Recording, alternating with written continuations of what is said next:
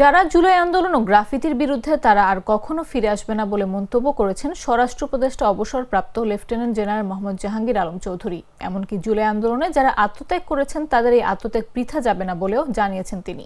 শনিবার দুপুর 2:30টার দিকে গণঅভ্যুত্থানের শহীদদের স্মরণে মুন্সিগঞ্জের মাওয়া প্রান্তে অঙ্কিত গ্রাফিতি জুলাই বীরত্ব ও জুলাই আত্মত্যাগের উদ্বোধনকালে সাংবাদিকদের প্রশ্নের জবাবে এসব কথা বলেন উপদেষ্টা।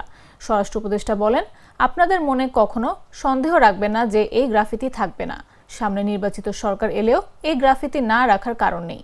জুলাই গণঅভ্যুত্থানের শহীদদের স্মরণে মুন্সিগঞ্জের মাওয়া প্রান্তে অঙ্কিত গ্রাফিতির মাধ্যমে জুলাই আন্দোলনে ভূমিকা রাখা বীর যোদ্ধা ও শহীদ হওয়া বীরদের আত্মত্যাগ ফুটিয়ে তোলা হয়েছে। গ্রাফিতিতে জায়গা পেয়েছে জুলাই আন্দোলনের বীর যোদ্ধা রিকশা চালক মোহাম্মদ সুজন, নারী শিক্ষার্থীদের বীরত্ব, রংপুরের শহীদ আবু সাইদ ও গোলাম নাফিস।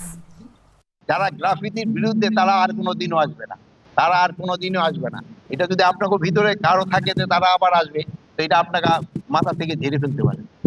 এরা আসবে না, তাদের যে আত্মত্যাগ এটা কোনোদিনও বেচা যাবে না। নতুন নির্বাচিত সরকার রাখবে না কেন?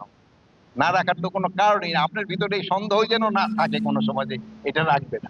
মুরাল চত্বরে জুলাই বিপ্লবের বীরত্ব ও আত্মত্যাগের মূল উপজীব্য করে ঐতিহাসিক ঘটনাকে স্মরণীয় করে রাখার উদ্দেশ্যে মাননীয় উপদেষ্টা সড়ক ও পরিবহন ও সেতু মন্ত্রণালয়ের নির্দেশনায় এবং মাননীয় উপদেষ্টা সাংস্কৃতিক বিষয় মন্ত্রণালয়ের পরামর্শ অনুযায়ী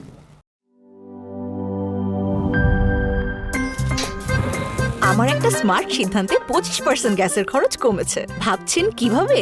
সাধারণ গ্যাস স্টোভ বদলে আমি এনেছি আরএফএল গ্যাস স্টোভ। এর সাইন্টিফিক নজল ও ব্রাস বার্নার ক্যাপ সমানভাবে তাপ ছড়িয়ে রান্না করে দ্রুত। তাই গ্যাসও বাঁচায় 25%, টাকাও বাঁচে 25%। আরএফএল গ্যাস স্টোভ, নিরাপদ ও গ্যাস সাশ্রয়ী।